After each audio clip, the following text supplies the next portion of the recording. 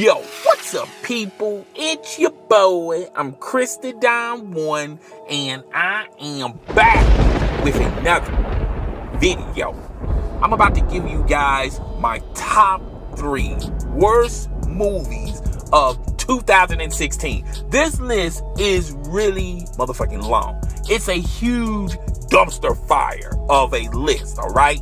So we're about to begin, and here we go. The top 3 worst movies of 2016, to me personally, I thought Zoolander 2 should have been number 3, but a lot of people on social media, as well as a lot of critics, want to put in the category as the 3rd worst movie of 2016. It belonged to fucking Suicide Squad. Now, me personally, I love Suicide Squad. I love the character development. I love the plot. I love the storyline.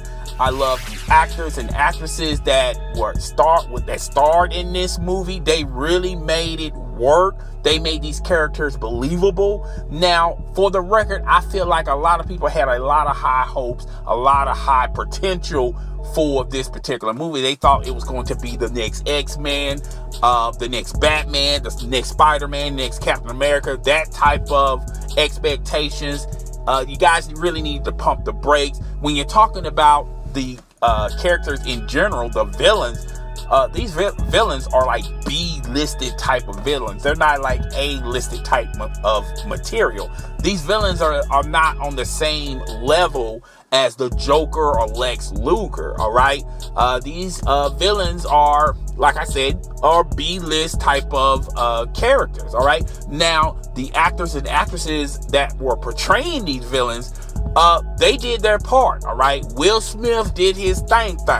So, a lot of people wanted to put Suicide Squad as the 3rd worst movie of 2016. We're just going to have to ride with it, even though I felt like this movie was a really good movie, all right?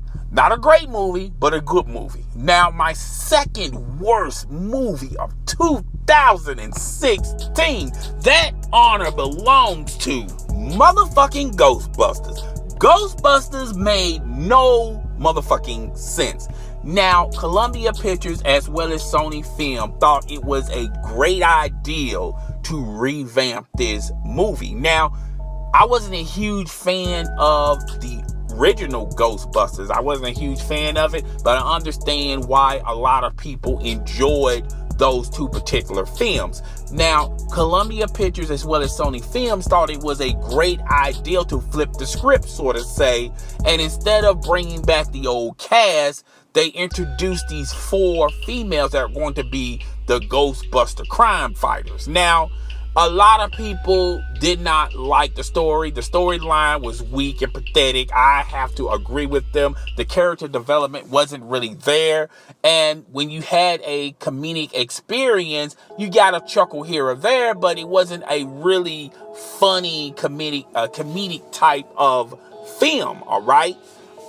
When you're talking about, also people were talking about, well, I felt like Columbia Pictures and Sony Films were trying to use the feminist angle a little bit, way too much for this particular movie. I really didn't feel that. Now, there was one lady in particular. She plays, her claim to fame was Saturday Night Live. You can tell that she was really improving through the whole entire movie. That really didn't make the movie bad, but it also didn't make the movie good, all right? So Ghostbusters is my 2nd worst movie of 2016.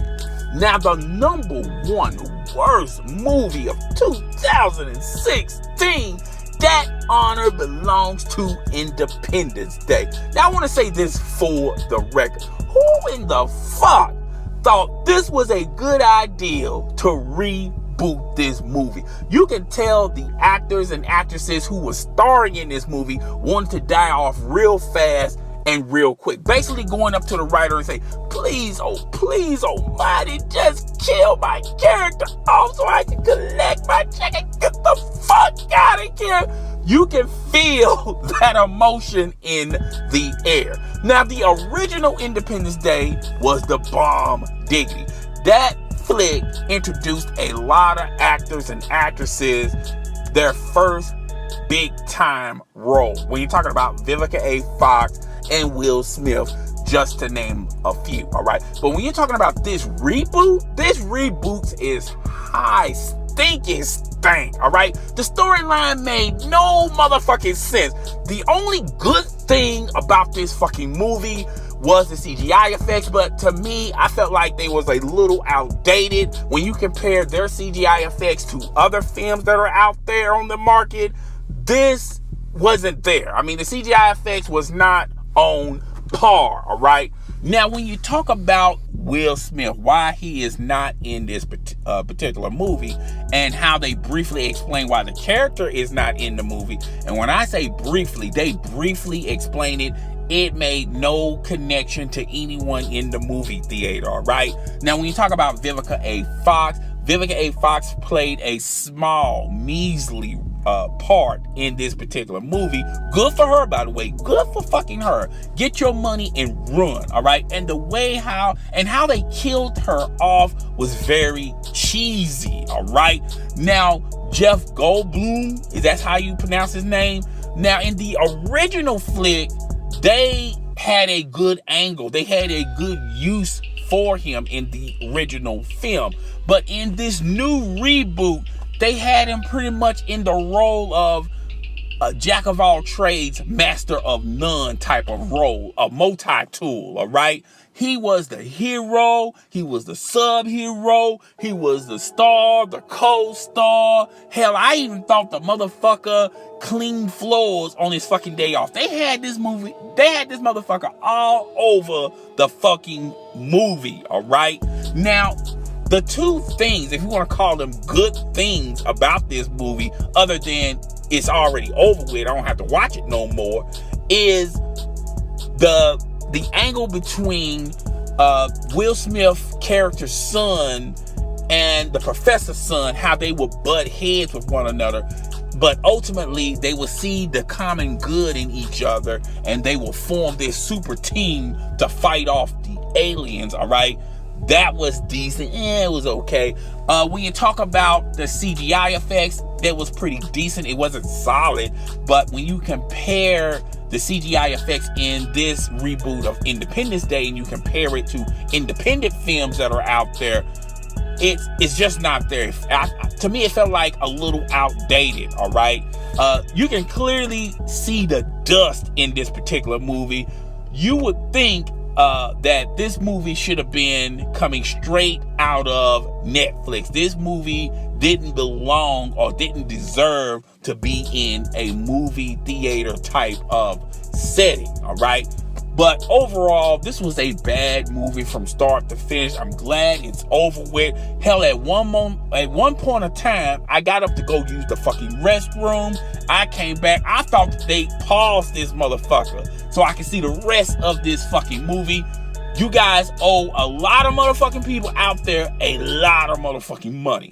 But guys, tell me what you think. Rate, comment, subscribe. It's your boy. I'm Chris the Don One, and I am out. Give me your top 3 worst movies of all time. Comment below. Peace.